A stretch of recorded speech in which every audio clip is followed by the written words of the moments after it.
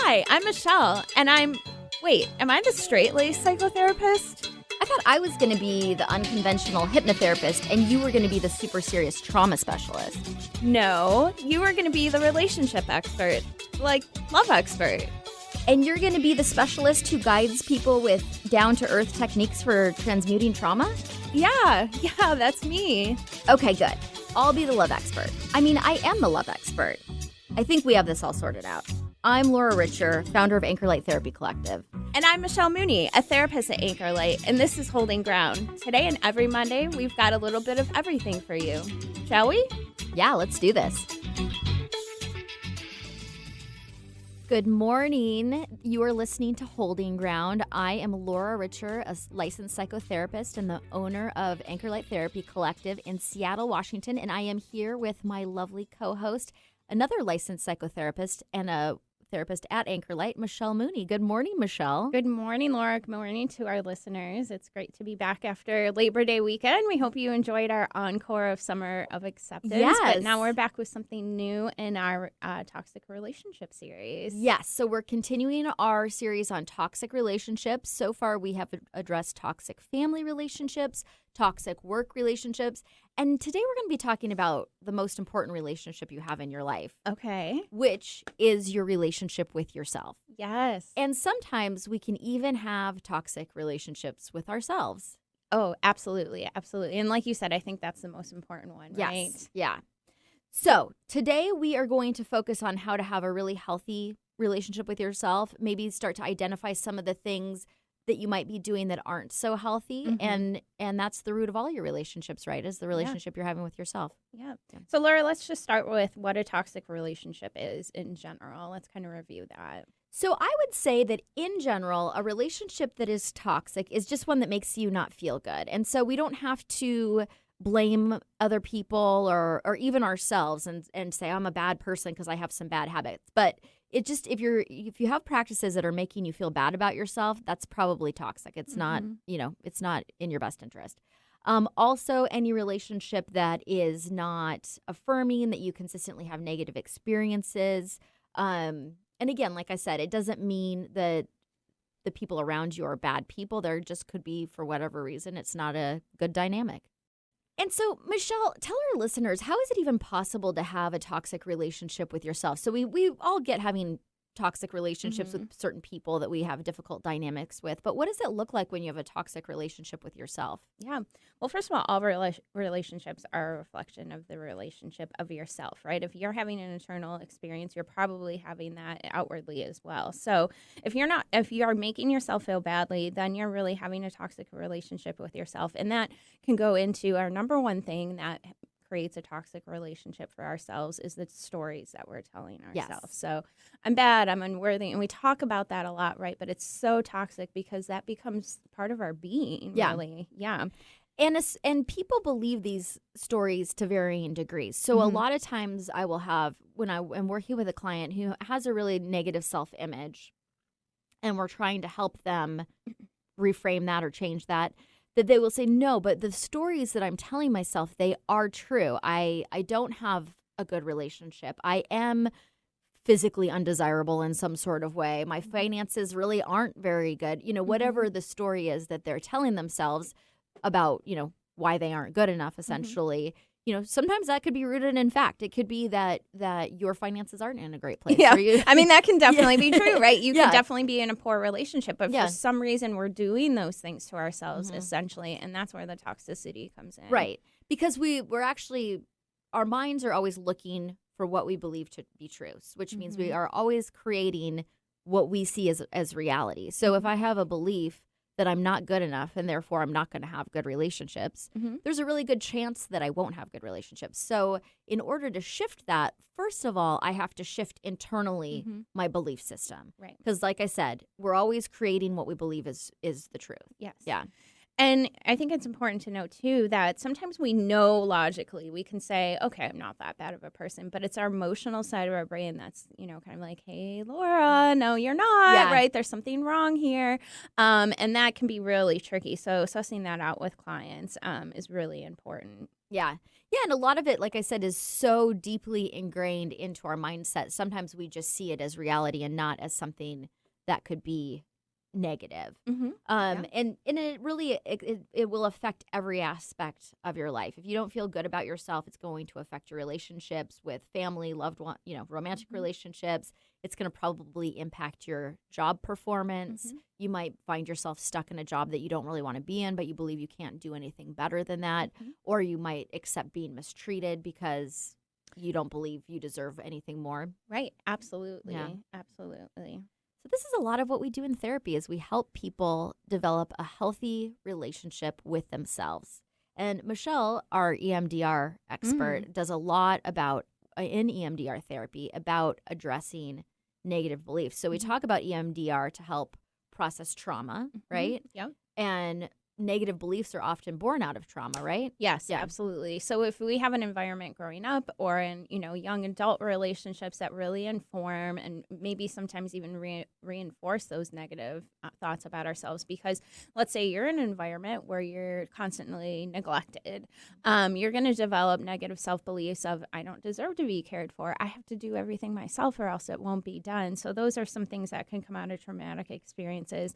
And when doing EMDR, we kind of focus first for like, okay, what are all your negative self-beliefs? Because they came from somewhere, right? So we want to go all the way back to where the client just first learn those, right? So I just had a client recently that she went on a vacation and she remembers very distinctly that she got separated from her family and she felt very lost and alone. And then immediately in her brain is like, okay, I have to figure out how to survive for myself. And so we processed that memory and we kind of integrated some positive experiences. And it was really helpful. It was really great to watch her kind of dissolve that negative self-belief. So how did that show up in her life that she had developed this belief that she was in survival mode, that she could only fend for herself? Later in her adult life, how did that manifest? Very toxic relationships, very accepting of toxic relationships, kind of clinging on to any relationship where you do feel at times love and appreciation and you hear good things, but then the other side of it can be very ugly. So maybe you're being put down, maybe you're actually being physically abused in some sort of way, and you stick with it. And that's where it developed later in life for her. Okay. Yep. So that belief that I'm not going to be cared for later Yes. attracted people to her, and she accepted relationships where she wasn't cared Yes. for. So she was getting pieces of the care, and that's Yeah. why she stuck around. But yeah, we learned to accept that behavior. We learned to, basically, okay, I know how to navigate chaos. Yeah. I'm used to chaos. So we kind of almost look for that and intentionally, right? And then we feel familiar around that. Right. Mhm. Yeah. So I work on this with people all of the time. Another indicator that you might be having a toxic relationship with yourself is that you care a lot about what other people think about Oh, you. yeah. That it feels like other people's validation and approval is almost necessary to your survival. So if you notice that you're constantly thinking about how people perceive you or what they might think about you, that there usually is some sort of underlying belief there that I'm not okay. There's something wrong with me, and if other people see it, or I can't mask it in some sort of way, there's going to be big problems. So I want to be very hyper vigilant about what other people think of me and try to manage that. Yeah, absolutely. And I think social media brings that up a lot, Mhm. right? We compare, I don't have the children yet, or I'm not as skinny as her. And I was actually talking to somebody about this the other day, a male friend. So on his Instagram, it's just intentionally and just, I think, kind of assume that males are supposed to look at these women who are beautiful. Like my Instagram, search page is cat videos. Yeah. That's all that's there, right? I don't see any men without their shirts on, right? Yeah. But males see a lot of that about females. They might be, but if they're holding cats, then that would be Then totally she has acceptable, it in her Oh, right? you know what? Yeah. I haven't seen those on there. I beg to differ. I bet there are. So we should several. look for that? I will look for some for you. Oh, okay. Yes. Yeah. Direct message me and we'll Hot vacuuming, right? They have those males vacuuming Yes. without their shirts on. Yeah. Ooh, Yeah. women are obviously into this.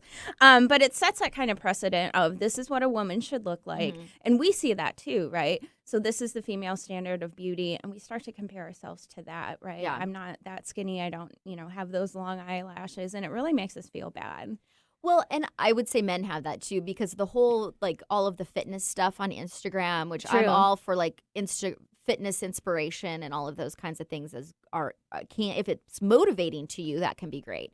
But if it's something that you use to compare yourself to say, I am just not good enough because I don't have these big arms or abs or whatever, True. then you might be having a toxic relationship with Yes. yourself. Yep. Because somebody who has a really, like, healthy sense of self-worth and self-esteem can look at those things and say, like, hey, that's really cool. That's something I aspire to. Versus True. using it as a way to say, oh, well, there's this proof I am not good enough. Right. Look Right. at this Just right more here. stuff in my face about how Yeah. I'm not good enough. Absolutely. Yeah. Yep. Yeah. So social media has definitely had an impact on that. I would even say the media in general. I mean, I know for my age group, I was a teenager in the 90s, and I've mentioned this several times on the show. It was when heroin chic was very popular. And so the standard of beauty was to be very, very thin. You know, Kate Moss was the top model at that time, Right. in all the Calvin Klein ads. And so that was the messaging that we were getting. And so when you don't have a body that looks like that, which I would argue probably not very many people do. And it's not truly healthy for us either. Well, no, I mean, Yeah. a lot of people who have that body are also struggling with substance abuse issues, and that's also not what we're trying to Right. create in our lives if we want to be happy and have healthy relationships Yeah. with ourselves. But that messaging, you know, I work with women all the time and I had that experience of feeling like, wow, I could never be thin enough. And I work with a lot of women who've had that same experience Yep. around my age, because that was the messaging that we were receiving at the time. Yeah, I've had plenty of thin clients, like healthy, fit women Mhm. clients and male clients just say, I'm not happy with my body. I'm not enough, right? Right. Yep. And it's always interesting because it's people that you feel like are like, wow, I don't see that at all. Why would I think that, But right? that's their reality, because that's Mhm. what they're believing. So yes, there's a lot of that right now. What I'm very grateful for in the media, though, is there's more representation of different body types now. Absolutely. Yeah. Yep. I bought a swimsuit from a place called Andy Swimwear. And what I loved about their site, which made me want to buy my swimsuit from there, is that it showed all body types. There were thin women, there were Right. heavier women, there were women in the middle. So Mhm. that I think is really positive, that Right. things are shifting in a different direction. Yeah, because all of us need clothes, right? And that's just the standard. And if we're looking, and again, those ideal body types are the Yeah. only thing on there, right? That doesn't make us feel good. Yeah. We need someone that looks more like us, Yeah. the more average body, and all different body sizes, right? Yep. So I really appreciate the companies that are doing that. Madewell is another one who I really like, who has a lot of different body type representation. Okay, so if you care a lot about what other people think, that's an indicator that you might be having some toxic tendencies in your relationship with yourself, that doing things like EMDR therapy could help you Yeah. overcome, Yeah. because it really is exhausting and a burden to care what other people think. Here's another indicator: lack of boundaries. You don't have good boundaries with other people. So, Michelle, what do you think is going on with someone who has a lack of boundaries with other people? How is that toxic with their relationship with self?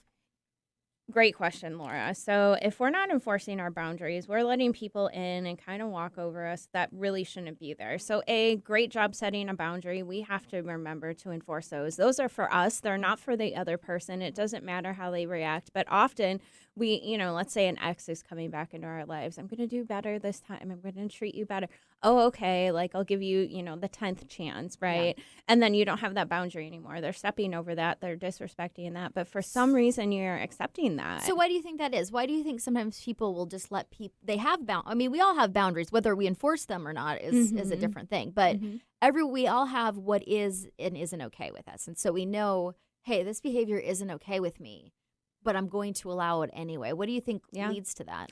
I think that one stems usually from the negative self-belief of I'm unworthy or I don't deserve love. So if there's somebody out there who's coming back to us continually, it's like they do love me, right? So it's kind of reinforcing, I do deserve love, but I don't deserve great love. And it's a very conflicting experience. But I see that a lot. People, again, holding on to negative relationships because they don't have a positive relationship with themselves. They're looking for external validation, even if it's packaged along with really negative, remarks or maybe sometimes physical violence again. Yeah. And so that's a lack mentality. So there's not going to be another relationship. Maybe I don't deserve something better than this. Maybe I won't be able to find a job as good as this one. So I'm going to have to tolerate this. And like you said, it can be at varying degrees, where it could be maybe just like things that are disrespectful, all the way on the spectrum to there being physical violence. Mm-hmm. And that really does show you where you are with your relationship with yourself, is how much toxic behavior will you allow in your life. Right. If you allow physical violence, you're probably at a pretty high level of toxic Right. relationship with self. Yeah.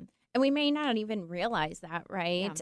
So that's an important thing, too, about doing this show. We're letting you know, okay, these are some toxic traits that you can have with yourself. Because, again, a lot of people are blind to that. And I actually educate them. And I say, this sounds like it came from earlier on in your life. Like somebody taught you this negative self-belief. It doesn't just pop in our, I mean, sometimes it does. But for the most part, it doesn't just happen. There's something in our lives at some point that taught us that. Yeah. That and it could have been in your childhood. It could have been in early relationships, somewhere along the way. High school, maybe being bullied. Being bullied is definitely a big one. So if you are allowing behavior into your life that does not work for you, that's another sign that maybe there's a little bit of self-work to do. And that doesn't mean that we, are monitoring everybody else's behavior at all the times, or if you looked at me at the wrong way, I have to have a hard boundary and I will never get over it. It's not about that. Yeah. But there are things that, if you allow it into, not that we can't have compassion or forgiveness for other people, but there is always a limit. And sometimes when it starts to become unhealthy for you, you've reached the limit. Yeah.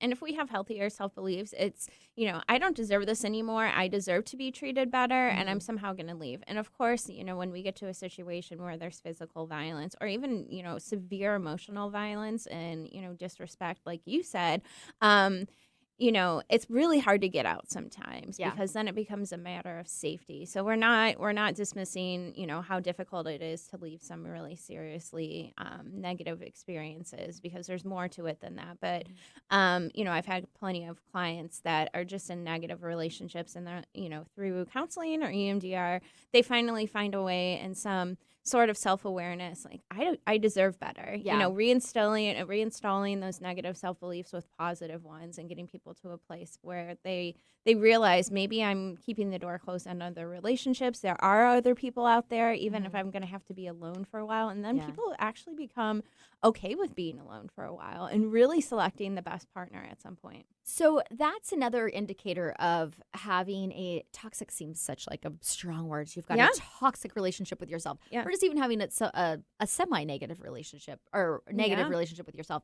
is that you don't want to be alone. You don't want to be alone with your own thoughts. That is something that indicates that, again, maybe there's a little work that you need to do. There's some things going on in your mind that are making you uncomfortable, and those are things that you can address in therapy. So some examples of that, which sometimes are just regular things that we say to ourselves we don't even realize. But if you're constantly saying, I'm not this or I'm not that, I'm not thin enough or pretty enough or smart enough or educated enough, whatever that is. Yeah. Nobody is ever going to love me. That's a pretty toxic belief. Yeah.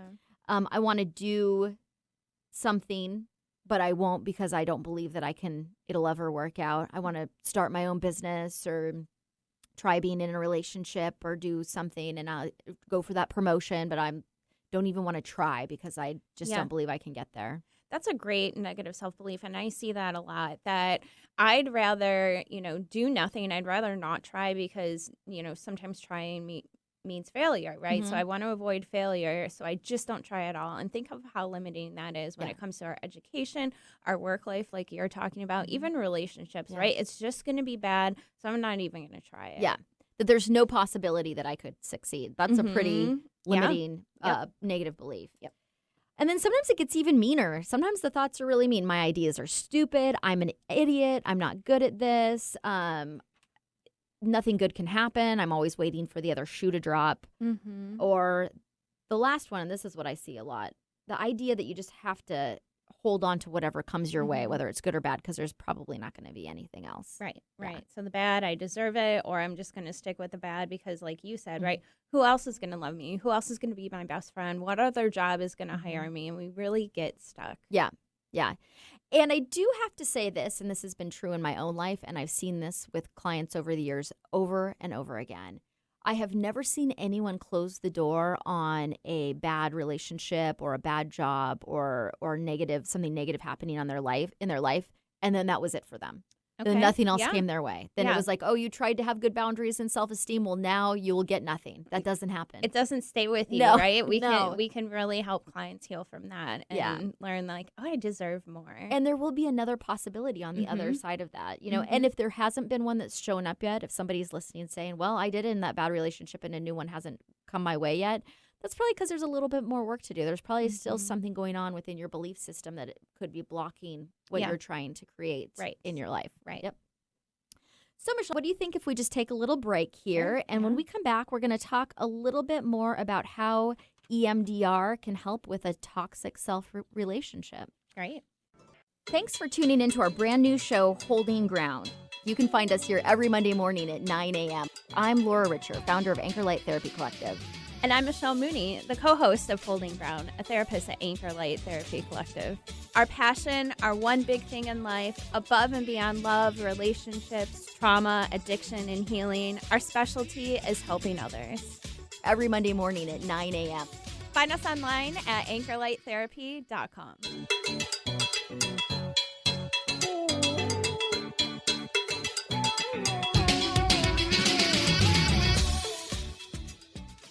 Welcome back to Holding Ground. This is Michelle, a psychotherapist at Anchor Light Therapy Collective, and I'm here with the founder of Anchor Light Therapy Collective, Laura Richer. Hi, Michelle. Hi, Laura. So we're going to jump into a little bit more about how EMDR can help resolve some of these negative self-beliefs, this negative self-talk. So again, I really like to start with a negative self-belief. I'm worthless, right? Comes up a lot. Or, I deserve to be neglected. I'm not worthy of my job. I'm going to fail at my job. My job is so toxic, but I'm just going to stay there because it's a big company and maybe I can move up. And, working 50 hours a week is a way to get promoted. All very common beliefs here in Seattle. And for our listeners who are just tuning in, Michelle, tell us what EMDR therapy even is. Yeah, EMDR therapy, essentially, it comes from an early experiment in the 80s where the founder of EMDR, Francine Shapiro, who's unfortunately no longer with us, discovered that when there's the back and forth eye movements, it replicates REM sleep. So REM sleep is when we're trying to resolve things that maybe happened in the day. Old traumatic experiences can come up. Really anxious nightmares can come up, like I'm driving an uncontrollable car. We've talked about that in the past, but that really happens a lot. So sometimes memories like that or dreams like that get stuck. There's nowhere to healthily file that. So with EMDR, we're replicating the REM sleep with the back and forth eye movements. There are some other methods that I'll talk about in a second.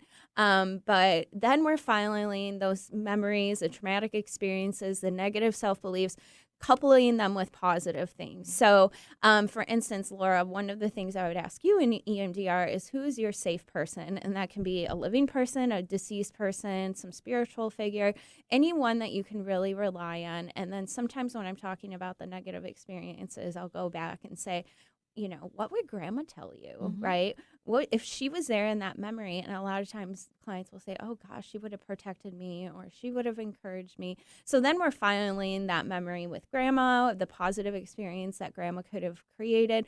And then we finally have somewhere to go with that. So, So it really helps you create coping tools within your own mind. And EMDR is considered the gold standard in trauma treatment and is very effective in treating traumatic memories. But all of these practices, sometimes it feels like, well, I could be haunted by this forever, but you don't have to be because like you said, you can file those memories in a new way. Yeah, even if, old memories that we've kind of suppressed or, when we can't remember the full piece of our trauma, a lot of times our brains are trying to protect us, right? It doesn't want to look at that. Or we file it away in some, sort of folder, like that's where that's going to go. I'll deal with that later, or that's too hard to look never. at. Yeah, exactly. I'm just never going to go there. So sometimes those things can come up, and that's really, really good because then we're resolving those memories. And one thing I'll do is, if a client links a memory to a self-belief, one of the first things I'll do with the EMDR, that back and forth movement, is a float back. So is that really the earliest memory that you remember? And 9 times out of 10, clients retrieve another memory from earlier on in their life where they actually learn that belief. And that's what we want to focus on. And we'll resolve some of the other memories. But if we resolve that memory where we first learned that negative self-belief, that can really inform us and going forward, right? And finally filing that memory that informed us that, we're unlovable or we deserve bad things. And you can look at and it's really important in therapy, we're always looking to get to the root of things, because if we don't resolve it, if we don't take care of it at the root, just like pulling a weed, it's probably just going to come back and manifest in another way. Yeah. I'm trimming this right down, but the roots are not gone. Yeah. It's just going to keep going. So we want to get to the root of where the negative self-talk or negative belief started.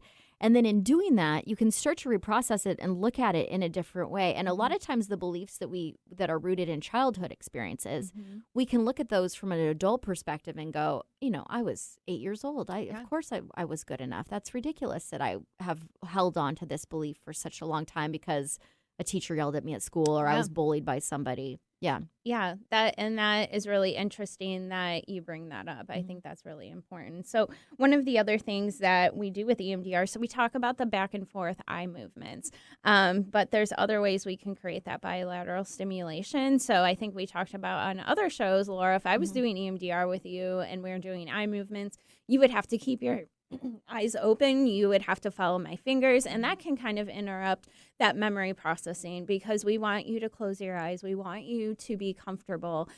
So one of the things I use is actually automatic hand holding back and forth buzzers. So sometimes clients are like, what's that contraption? It's like, trust me, this is way better. So that's doing it automatically. You don't have to get nervous about following my eyes or my fingers because that happens a lot. Am I doing it right? Am I going fast enough? And that really interrupts the reprocessing. So I'm glad that you mentioned that, Michelle, because I have had clients who have said, yeah, I tried EMDR, but like the fingers in your face kind of thing didn't really work for me. We offer another method that I think is more effective and really allows you to go deeper while still doing the bilateral eye movement, which is the way that you can reprocess the memory. So keep an open mind. If you've tried EMDR before and you didn't get the effects you wanted because somebody was waving their fingers in your face, there is a different option. And again, like I said, it's the most effective therapy for treating trauma. And if you have negative self-beliefs, there's some trauma that needs to be addressed. Like we've talked about before, there's a spectrum of traumatic experiences. It's not just for people who go to war and experience combat. It could be, somebody calling you fat in the 7th grade. It could be somebody, your siblings picking on you. Things that are very normal, common experiences can still create these memories that we carry with us, sometimes for a lifetime. Yeah. And I have seen where children maybe have been a little bit overweight. They got really picked on. It's developed into eating disorders later in life. And we want to resolve the eating disorder, right, if the clients are ready for that. So where did you first learn that you had to be so thin, you had to restrict yourself from eating? And I like some of what you said earlier. We can look as an adult like, oh, yeah, as an 8-year-old, I was being traumatized. So one thing I'll do with EMDR, I'll say, Laura, your adult self knows this. So go to your child self. What would you tell her about her experience? How would you encourage her about her, the experience? And that is really helpful, too. Yeah. Because we're able to have more compassion usually for that younger version of ourselves, that inner child that is wounded. You can more so than we can for our adult self. With our adult self, it's very easy to say, "Oh my God, you stupid idiot! You've done this again," or "You ate that when you shouldn't have." There's the cake, and now I'm overweight. Right, so it really interrupts how we function, later in life. Yep. Yeah. So EMDR, if you notice that you're really struggling with a lot of negative self-talk, you care too much about what other people think to the point that it becomes a burden. You don't have good boundaries with other people. All good EMDR. We let bad things in because we think that's all we deserve. Yeah. So EMDRs are really effective therapy for that. Hypnotherapy is also. I was going to ask about hypnotherapy. Yes. So how do you use that to process these things? So it functions very much the same way that EMDR does, but different therapies work for different people. And so with hypnosis, what we're doing is we want to access the subconscious mind. You have the conscious mind or your conscious awareness, which is everything that you're thinking about right now, what you're aware of. A lot of times we kind of get stuck in a hamster wheel where we're turning over the same information in our conscious mind. Okay. And we almost feel blocked. It's like, I want to make this change, but I can't make it. And we get stuck in what we're already aware of. The subconscious mind has all of the other information. So everything that you've ever said, experienced, felt in your entire life is stored in your mind somewhere, but you might not have access to it. You've either forgotten it, you've blocked it out, you don't remember it. So the reason it's important to look at that and try to access that information is because even though you don't remember it or you're not aware of it, it can still be influencing your responses and your behaviors. I get it. Okay. Yeah. So bringing that information into your conscious awareness, just like in EMDR, can help us look at it so we can reframe it and say, okay, well, that experience that my 8-year-old self had that cemented in this belief that I'm not good enough. Now that I'm aware of that and I can look at it, now I have the opportunity to reframe it. Yeah. Mm-hmm. And that's really important in these first steps of therapy, whether it's hypnosis, talk therapy, EMDR, right? Yeah. Just becoming aware. Yes. Even talk therapy is a good place to start with becoming aware of what are some of your triggers and where did they start and what are you believing that maybe isn't in your highest interest anymore. Right. Yeah. Things that actually aren't true about you. And that's an important thing to focus on too. So the other thing in hypnotherapy is we give you the opportunity to start to imagine what it is you want to create in your life. So if I have the experience of just creating what I don't want, it might be hard for me to imagine the things I do want. And when we can't imagine something, we usually can't make it happen. If I don't really believe that I can do something, it's not, and I can't imagine doing it, it's pretty unlikely that I will create that result.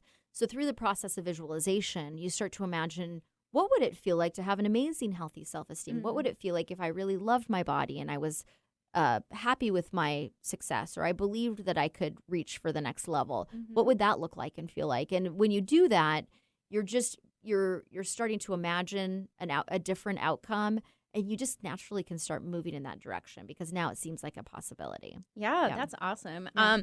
I think in therapy, a lot of times people come in and they're like, okay, the therapist is going to wave the magic wand and things are going to heal. But that's actually some technique I'll use in therapy with my clients, and not to give away all my secrets here, but it would be, if you had a magic wand and you woke up tomorrow and things were different, what would that look like? How would you know things are better, right? And that kind of creates that alternate kind of future too. And like, oh, okay, I would maybe leave my wife, or, something along those lines, because, she's negative and I wouldn't have to feel anxiety or depression anymore. And I could finally buy that house or get that dream job, right? So that's a magic wand. Even if the client doesn't necessarily believe it, it creates that roadmap. And, okay, you want these things? That's what we're going to focus on. So, Yeah, exactly. And then you can start to imagine it. So it gives you that space and that permission to start imagining it. So, Michelle, well, first of all, I have to say this quote because I love Deepak Chopra, and just in terms of being worried about what other people think, which I know is a burden for a lot of people, he says, what other people think of you is not your business. If you start to make that business your business, you will be offended for the rest of your life. Yeah. Yeah, and that goes to exactly what we're talking about here. If that's your narrative, and I like that you kind of touch on, like, this is our story about ourselves, right? One thing I like to do is narrative therapy. So rewriting your story, but first understanding where that came from. Yeah. So there are some map techniques, there's a lot of writing, and the client kind of comes up with their, new story in that way. So, if we stick with that belief, like he's saying here, right, this will stick with us the rest of our lives. We will be judged. We will, have to flee situations, those things, right? So, yeah, if we instill those things, we're going to be offended the rest of our lives. Yeah. And it's just something you don't have any control over. So that is one of the best things, to let go of caring what other people are thinking. So, Michelle, do you think that people really believe this negative voice when you have that really strong narrative running through your mind? I'm not good enough. I'm not successful enough. I'm garbage, to whatever degree it is. Do you think that they, at their core, they really believe those things about themselves? I honestly do at some points. So people again can believe or even listen to that logical side of their brain, like maybe I'm not bad, right? Maybe these bad things happen to me. Maybe, a lot of times clients come in and they're like, yeah, I realize that the trauma isn't my fault. So that's one of a negative belief for a lot of people. Like I somehow deserve to be, let's say, sexually abused by a parent, or I brought this on myself. I brought this on myself. I did something wrong, or that's what love looks like. And on that note, not to get too sidetracked, but kids, that's their world. That's what they think is love. That's what they think goes on everywhere. And then, they go other places, they learn things, and they're like, oh, this isn't what I actually deserve. So sometimes, yes, clients can believe those things. So that difference of, intuitively knowing this isn't true, but emotionally I feel that way. That is deep down, and they conflict, right? So that emotional side of our brain is kind of like that voice I was talking about. And like, let's imagine like the devil and the angel on our shoulders, right? So the angel's logic, the devil is like, no, that's not true. You're not a good person. So Laura, I'm wondering if you want to maybe give a personal example from a time in your life of where you may have had, a negative self thought, whether it stuck with you or not, where there was an experience where this kind of came up for you.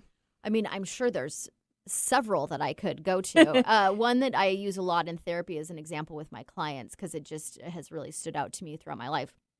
When I started my business, it brought up a lot of fear for me about not being good enough, not being smart enough. How am I going to get clients? Am I stupid for leaving my corporate job where I had a good salary and good benefits, even though I hated it? And so all of this fear, and then a fear of failure. What are other people going to think of me if I try this and it doesn't work out? All of those things. So I remember I have one memory. I was at my apartment, and I had a lot of fear about money and being able to make this work. And I had gotten a bill in the mail from a previous apartment that I lived in, where like the cable bill there was a remaining balance on the cable bill or something like that.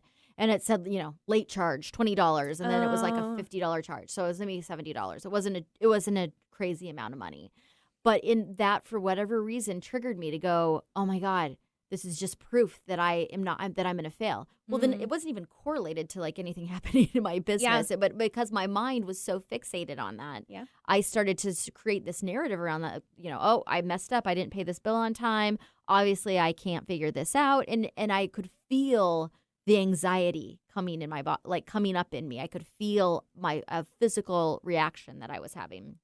Yeah, so I'm hearing in that, Laura, that you missed something, right? That thought of like, how could I miss this bill, right? Yeah. And honestly, a lot was going on in your life at the time. Sometimes that happens, especially with cable bills. Well, and maybe they didn't even mail it to the right out. I mean, it could have maybe not even been my fault. I don't remember, but that trigger was you did something wrong. Yeah. Right. You did something wrong. So therefore I'm going to keep doing things wrong. Right. Yeah. Sometimes can stick with us. Fortunately for me, I was involved in doing my own therapy at the time. And so while I could have this really strong reaction, at the same time I could go like, okay, but this is actually the story that I'm telling myself, which could always get really crazy to like being alone and homeless and, having no money. It goes down that black hole, right? Yeah. I'm going to lose my housing. I won't be able to afford groceries, right? Sometimes we go there. Yeah. And you have to look at how realistic is that. For me personally, I'm very lucky that isn't really realistic. I would have to have a lot of things happen to end up in homelessness. I'd have to lose all of my relationships, lose all of my abilities that allowed me to make money. I mean, it would take a lot to get there. So to go to that dark place is not really relevant to my circumstance. And so it causes anxiety. It's a waste of time. But if you start to become aware of these fears and these beliefs that you have, I also could have another part of me that didn't, shut the doors of my business, because I could also go, okay, well, this is my fear coming up. This is my belief that I might not be able to pull this off is really being triggered right now. But at the same time, it's not really true. I had created enough awareness around it to go, this fear is real to the point that it's kind of giving me an anxiety attack. But at the same time, it's not real. Yeah. What about you, Michelle? Have you ever had any negative self-beliefs come into play in your life? Actually, I have a great example. So I just want to touch on therapists are real people, right? Sometimes we make mistakes. Sometimes we, just get it wrong, right? So actually this morning, we get to the radio station pretty early, right? So I set my alarm for 4 a.m. and I set my alarm 5 different times. I ask Alexa to wake me up. I have it on my phone. Even Alexa didn't Oh, come through? I know. And Okay. I probably told her, like, Alexa, stop, or, Yeah. Yeah. get away. I'm still dreaming, or whatever it is. Yeah. And I think at some point it was incorporated into my dream, and, that can come up a lot. Oh, I'm Mhm. hearing the sound or whatever.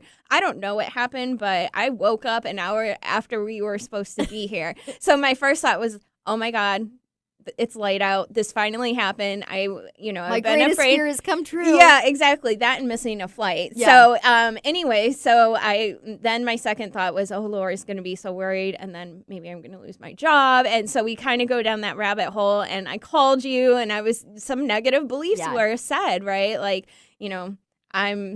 I'm not, perfect. I'm not, and we can't be perfect, right? I kind of We put can't myself say what the down. negative self-belief was on the Yeah. radio. But Yeah, exactly. Yeah, good point, and right? what did I say to you? I got here, and you're like, mistakes happen, right? Sometimes this happens, and we're still able to record today. I got here in time for that. But yeah, and you were very soothing, and I don't think you're gonna. And I said, we're let me doing an go. episode on positive self-talk. I know you We're gonna- did on the phone. You're like, Michelle, you can't say these things. We're going into a toxic relationships with ourselves, and I was like, oh yeah, but I was panicking. I was having all of those thoughts, Right. and the body responds right Mhm. to that experience. So we're human. We all have these experiences. But again, it's interesting to note that, like, something can happen, and we can, if we have some negative self-beliefs, they will amplify everything. So going from, I overslept and made a mistake to I'm going to lose my job is actually a really big jump. And it's probably, it's possible. It's unlikely, right? Well, Yeah. Laura's a very sweet, comforting person, and maybe if it was somebody else, right, they Right. would have reinforced that, Yeah. right? And sometimes we learn those things early in life, like, Right. But I there's the make belief there, right? Like, I can't make a mistake. And if I make a mistake, there will be a terrible, a very negative, consequence. everything will fall apart, Yeah. right? And sometimes So- that's true, and sometimes it's not. I mean, depending on the job you do, if you're flying airplanes or, you then kind of need to be you there, can't make right? mistakes. Yeah, exactly. Yeah, So but for us, that's not true. So I don't know, Michelle. What do you think? Should we take a little break and come back? yes, Okay. yes, I think that's a good idea. All right. You're listening to Holding Ground.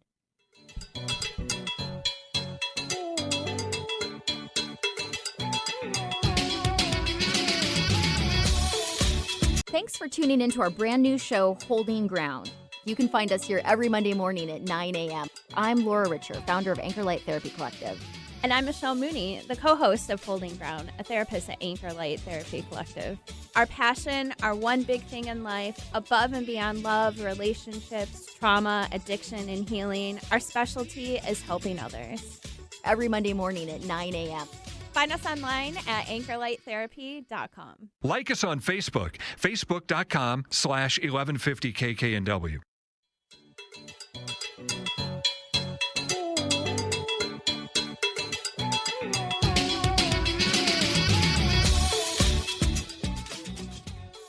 Welcome back to Holding Ground. Again, I am here with Laura Richer, a psychotherapist at Anchor Light Therapy Collective, and she's also the founder. We were talking about that, creating her business. And I'm Michelle Mooney, also a licensed psychotherapist at Anchor Light Therapy. So I want to just review real quick where you can find us online. So, and get a 20-minute complimentary consultation. Talk to us. See if it's going to be a good fit. A lot of clients will talk to several therapists and do that for themselves. But we offer that complimentary. So where you can find that online is anchorlighttherapy.com/get started. Facebook, Instagram, and even YouTube, we're there. So we post these shows on YouTube. They're also on podcast platforms. So you can find us a lot. Yeah, and if you places. are struggling with negative self-talk or a low Mhm. self-esteem or a toxic relationship with yourself, which is what we're talking about today, if you're just tuning in, give us a call for a complimentary consultation because we can probably help you out with that. Yeah, Yep. absolutely. So, Michelle, again, what do you think? How do we start making these changes? How can we shift out of toxic beliefs and have? I mean, the reason why we want to shift out of toxic beliefs is because we want to be happy and have a positive life experience. Yeah. So where do we start? So again, it starts with self-awareness. So sometimes when clients have a lot of negative self-beliefs, I actually have a list and I'll go through. It's 2 pages. So do you feel this, right? So I'll never get married. I'll have the same issues as my parents. All these negative self-beliefs. And then we rate those on a scale of 1 to 10. How much do you believe this? And then we know what some of this targets are. So as we go through that list, a lot of clients can be like, oh, yeah, I do believe that, right? I didn't think about that. So, I can never get over this is another one. So, and I think it's important to touch on that we are our thoughts, right? So again, we feel that way about ourselves, and that's how we function in the world because we carry all of those negative self-beliefs. Yes, we're always creating what we believe to be true. So if I believe I'm going to have a negative experience on an unconscious level, I'm going to do things to create that experience. And it's not intentional. It's not what we want, but at the same time our reality lines up with what we believe to be true. And that can become a self-fulfilling prophecy. So getting into a great relationship and then, it's completely healthy. I don't deserve this. So we can start to kind of do things to break that down unintentionally, like you said, but it's trying to create that world that matches our thinking, our inner narrative. You know what's a really great example of that is people who win the lottery. And we see people who win the lottery self-destruct all the time. And so they've attracted into their life experience this really it ends up sometimes not being a great experience, but potentially a great experience. But they don't know how to be in relationship with money in that way. It doesn't line up with their beliefs about money. Maybe they have a poverty consciousness. They've always been broke. They always expect to be broke. Their parents were broke.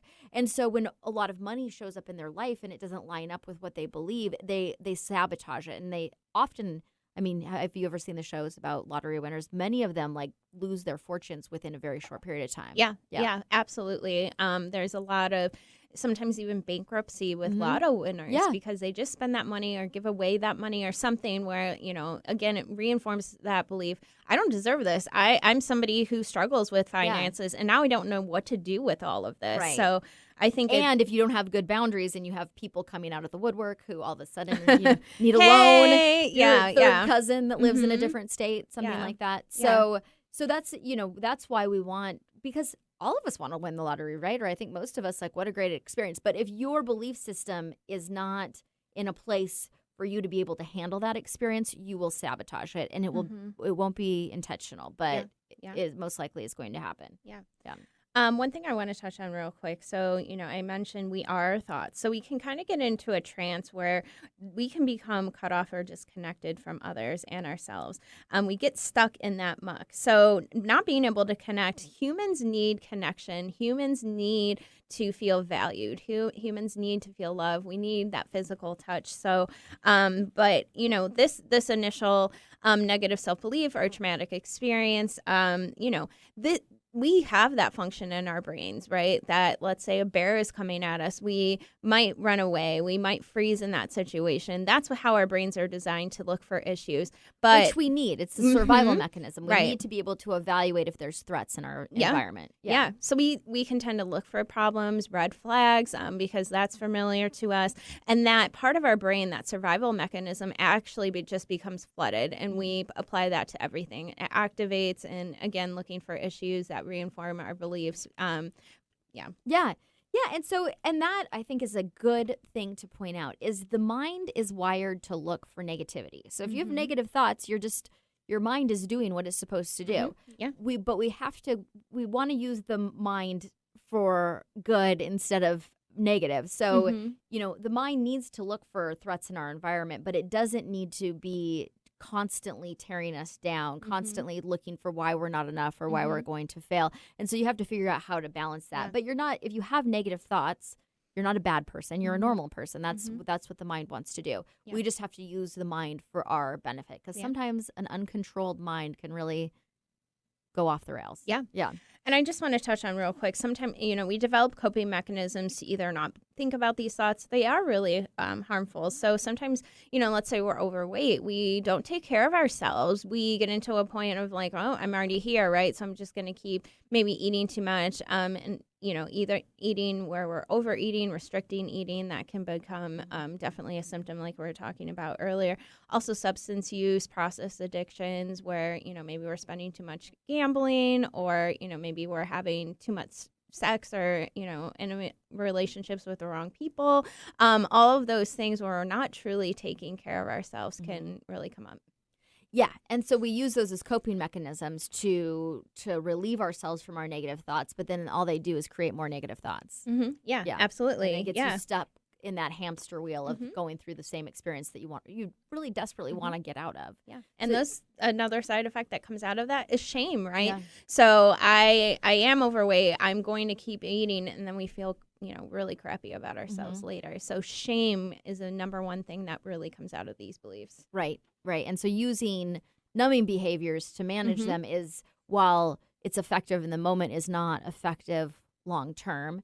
But what is effective long term is going to therapy. Yeah. We're here for you. We're here to teach you and help you along the path, right, to your healing, and clear up those self-beliefs. So once we get over the past injuries of trauma, we can really start looking at the future. And this is the fun part. We can visualize the results that we want to create, like we were talking about earlier. So you can imagine what it would feel like to create those results. And again, we're really, that's where we start with the action item. So I don't deserve an education. Well, maybe you do. Okay, I'm going to go back to school. Like really, really good results come out of therapy. Yeah.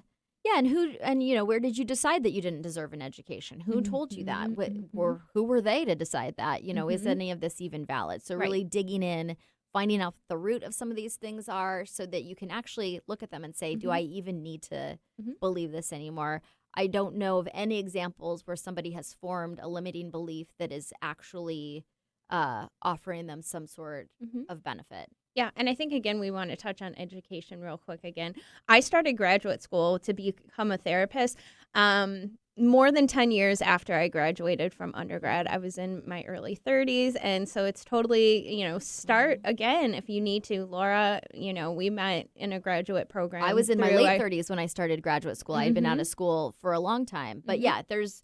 and I probably resisted going back to school because there was a part of me that felt like I should just keep working at this corporate job, that I shouldn't spend money on education, and that was rooted in things that weren't true, obviously. Yep. Yeah. We spent that money, and so you can change your mind about anything at any time, and you want to be able to change your mind about if anything negative that you're believing about yourself. So the book, A Course in Miracles, has a good quote about this, and it says, "Seek not to change the world, but choose to change your mind about the world. What you see reflects your thinking, and your thinking reflects your choice of what you want to see."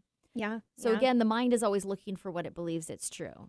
If you believe a lot of negative things about yourself or about the world around you, you will find them. Yeah, and that can come out of physical trauma. So things like a car accident, right? Now the world is dangerous. I'm going to get in a car accident again. Things like that can come out of experiences like that. Yeah. Yeah, and it applies to the world around us, not just relationships or one person or one experience, right? It can affect the whole way we look at the world. It's all dangerous. Yeah. Yep. Well, at Anchor Light Therapy Collective, we offer several different therapies that can help you change your negative self-talk. So if you would like to schedule a complimentary 20-minute consultation with either me or Michelle to see how we might be able to help you, just give us a call or go to our website and reach out online, and we will be in touch. Yeah. All right. Yeah, look forward to talking to you. Well, thank you for tuning in to Holding Ground. Next week, we're going to continue our toxic relationship series, and we're going to be talking about toxic romantic relationships. I think a lot of people will be interested in that. So tune in next week. We'll be here at 9 a.m. Have a good Monday. Thanks for tuning in to Holding Ground. You can find us here every Monday morning at 9 a.m. I'm Laura Richer, owner of Anchor Light Therapy Collective. And I'm Michelle Mooney, a therapist at Anchor Light Therapy Collective. Find us online at anchorlighttherapy.com. We'll see you next week.